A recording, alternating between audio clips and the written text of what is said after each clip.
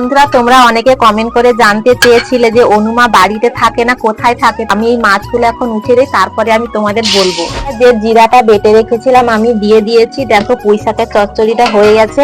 এখন আমি গাম রাখবো, তারপরে আবার অনুমাকে নিয়ে আসি, খাবার দিই। তো সেখানে সবসময় রাখি। ও পাশে পুঁই শাকের চচ্চড়ি হচ্ছে, তো নিরামিষ, সেই জন্য জিরা বাটা দেবো।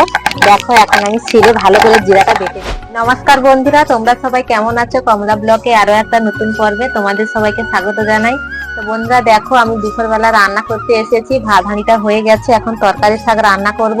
তার আগে দেখো বৃষ্টি পড়া শুরু হয়ে গেছে। তো আমাদের এদিকে এত বৃষ্টি হচ্ছে, বৃষ্টি আর কমছে না। আগেও একবার পুকুর মাঠে এত জল হয়েছিল, জলটা একটু কমেছিল।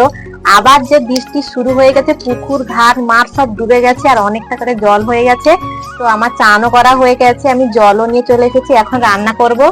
তো দেখো বাড়িতে তেমন কোনো আনাজ নেই, সব অল্প অল্প ছিল, সেগুলো দিয়ে আজকে রান্না করব। একটা মাছ ছিল, হলুদ আর লবণ মাখিয়ে রেখেছি। এই মাছটা এখন আমি তেলে ভালো করে ভেজে নেব। তো ভাজার জন্য প্রথমে আমি কড়াতে তেল দিয়ে দিচ্ছি।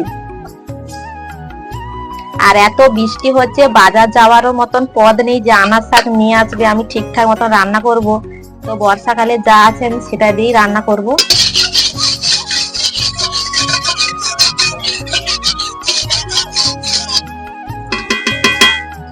তোমরা তো দেখতে পাচ্ছ আমাদের এই ছোট্ট রান্নাঘর, আর এই ছোট্ট রান্নাঘরে জল পড়ে ভিজে যায়, জল পুরো এতটা আসে। তো আমি আজকে সকালবেলা ভালো করে ছঁচ দিয়ে এই পেপার দিয়ে দিয়েছি। আর এখন যদি পেপার না দেই, এতে যদি আমি হাঁটি তাহলে সব কাদু হয়ে মানে আমার পায়ে কাদু লেগে যাবে। সেই জন্য ভাবলাম এই চটগুলো দিয়ে দেই, দিয়ে এখানে রান্না করছে। আর বাইরে তো প্রচুর বর্ষা হচ্ছে। তো বন্ধুরা, তোমরা অনেকে কমেন্ট করে জানতে চেয়েছিলে যে অনুমা বাড়িতে থাকে না, কোথায় থাকে। তো আমি এই মাছগুলো এখন উঠে দিই, তারপরে আমি তোমাদের বলবো।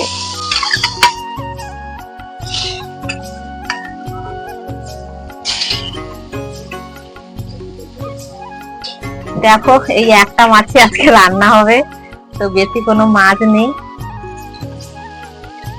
তো বন্ধুরা, এখন আমি তোমাদের বলছি অনুমা বাড়িতে একটু কম থাকে, কাকিমাদের বাড়িতে থাকে। তার কারণ হলো, তোমরা তো জানো যে অনুমাকে যদি আমি এখানে নিয়ে রান্না করি, এই যে আমি রান্না করছি, তেল তেল ঠিকরাবে, অনুমার গায়ে চোখে মুখে পড়বে। সে ছোট্ট বাচ্চা মেয়েছি। তো আমার শাশুড়ি মা নেই, আর আমার শ্বশুর আছে। তো বাবা সবসময় বাইরে কাজ নিয়ে ব্যস্ত থাকে, বাবারও নেওয়ার সময় থাকে না, মাঝে মধ্যে বাবা নেয়। সেই জন্য অনুমাকে বাড়িতে আমি কম রাখি। আর ওখানে তার পিসি আছে, কাকিমা আছে, বুড়ামা সবাই আছে। তো আমি ওখানে প্রায় সময় দিয়ে আসি, এসে বাড়িতে কাজকর্মগুলো করে নিই, তারপরে আবার অনুমাকে নিয়ে আসি, খাবার দিই। তো সেখানে সবসময় রাখি না। আর যখন বৃষ্টি হয় তখন একটু অনুমা কাকিমাদের বাড়িতে কম যায়, না হলে যখন খরা শুরু হয় তখন সবসময় ওদের বাড়িতে থাকে। তো আমি যখন বাড়িতে অনুমাকে নিয়ে আসি, তখন আবার তার পিসি এসে নিয়ে চলে যায়। সেই জন্য সারাদিনও ওখানে থাকে, আর মাঝে মধ্যে ঘরে থাকে।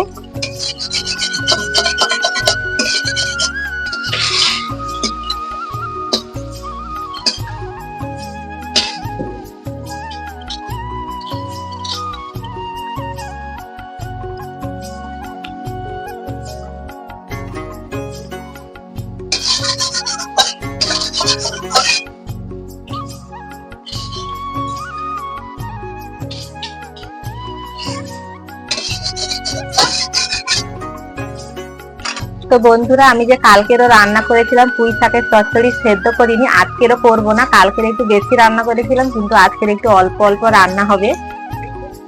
আর বাগানে ভেড়ি গাছ দিয়েছিলাম, শসা, তারপরে ঝিঙ্গা গাছ দিয়েছিলাম, এগুলো সব বৃষ্টি হয়ে সব গাছ নষ্ট হয়ে গেছে।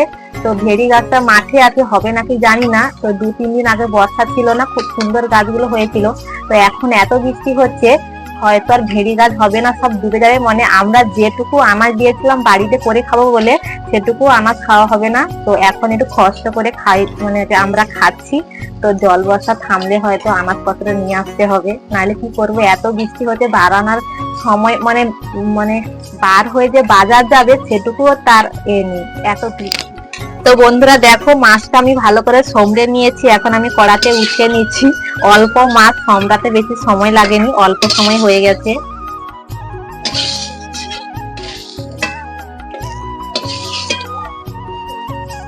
তো এখন আমি পুঁই শাকের চচ্চড়ি রান্না করব। তো আজকের নিরামিষ রান্না করব। তো প্রথমে আমি কড়াতে পেঁয়াজ দিয়ে দিচ্ছি।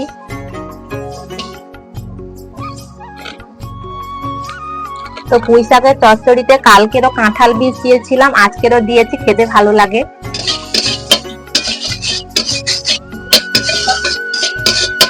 তো বন্ধুরা, আমাদের এদিকে তো প্রচুর বর্ষা হচ্ছে, তোমাদের ওদিকে বর্ষা হচ্ছে কিনা অবশ্যই কিন্তু কমেন্ট করে বলবে।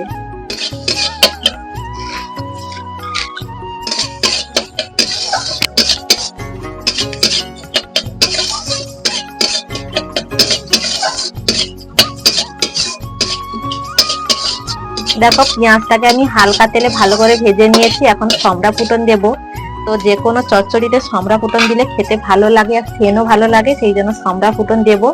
তো প্রথমে একটু তেল দিতে হবে, তেল আমি দিয়ে দিয়েছি, এখন সম্রা দিয়ে দিচ্ছি। আমি যে সাদা তেলে রাঁধছি বলে হয়তো রান্নাটা আমার ভালো হয় না, কিন্তু লাল তেলে রাঁধলে সম্রা ফুটনটা বেশ সুন্দর পটপট করে ফাটে আর একটা খুব সুন্দর সেনও আছে, এতে একটু হালকা হালকা সেন আসছে। তো দেখো এই আনাজগুলো এখন আমি কড়াতে দিয়ে দিচ্ছি।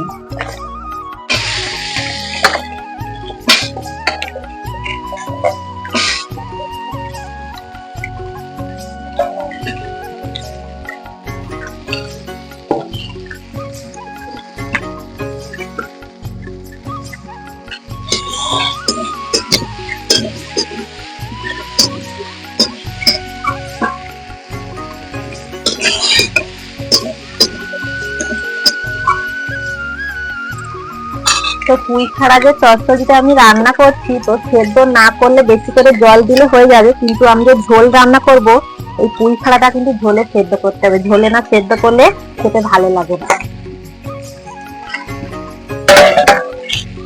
তো আজকেরও আমি ঢাকা লাগিয়ে লাগিয়ে মানে রান্নাটা করব, কারণ পুঁই খাড়াটা সেদ্ধ হবে না। বন্ধুরা দেখো ওপাশে পুঁই শাকের চচ্চড়ি হচ্ছে, তো নিরামিষ, সেই জন্য জিরা বাটা দেবো। দেখো এখন আমি শিলে ভালো করে জিরাটা বেটে নিচ্ছি। আর এখানে এত জল, শিল রাখারও সমস্যা, জিরা বাটা তো দিতে হবে, সেই জন্য একটুখানি শিলটা কোনো রকম রেখে বেটে নিচ্ছি। আর জল থাকলে তো কোনো কাজ করতে এতটা ভালো লাগে না।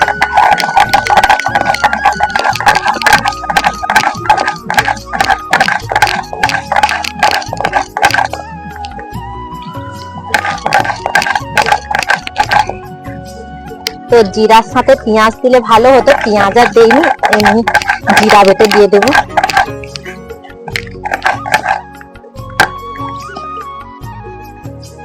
তো দেখো জিরাটা আমি মসৃণ করে বেটে নিয়েছি, এখন আমি বাটিতে উঠিয়ে নেব। তো শিলটা এখন উঠাবো না, আমি ঝোলেও জিরা বাটা দেবো, সেই জন্য শিলটা এখানে থাক। তো ওখানে গিয়ে দেখি চচ্চড়িটা কতদূর হয়েছে।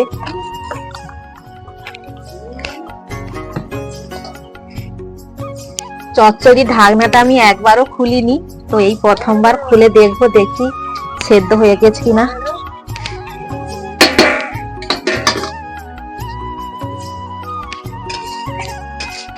তো বন্ধুরা চচ্চড়িটা তো খুলেছি, কিন্তু আলুটা হয়তো সেদ্ধ হয়ে গেছে, কিন্তু পুঁই শাকগুলো আর একটু সেদ্ধ হবে।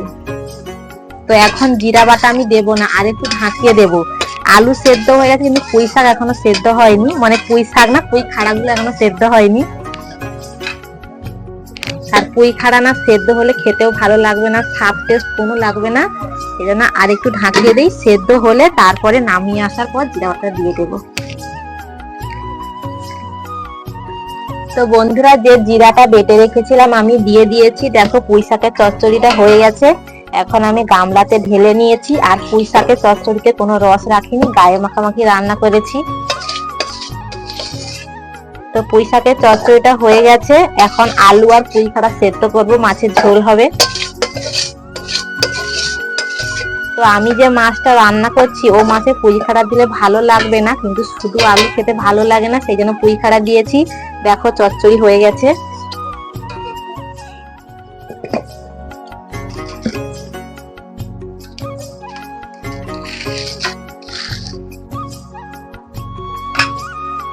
তো দেখো এখন আলু আর পুঁই খাড়া সেদ্ধ করার জন্য কড়াতে আমি দিয়ে দিচ্ছি। আর একটু জল লাগবে, তো আমি আর একটু জল দিয়ে দেব।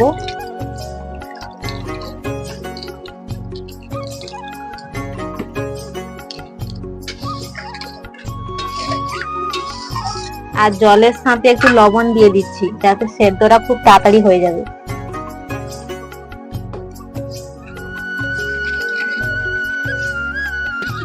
তো বন্ধুরা চচ্চড়িটা খুব সুন্দর হয়েছে, সেনও খুব সুন্দর বেরিয়ে আসে, আর এই চচ্চড়িটাতে ভাত খাওয়া হয়ে যাবে। তো আমার রান্না হয়ে গেলে দুপুরে খাওয়া দাওয়া করবো। আর ভিডিওটা বেশি বড় করলাম না, ভিডিওটা কেমন হয়েছে অবশ্যই কমেন্ট করে বলবে।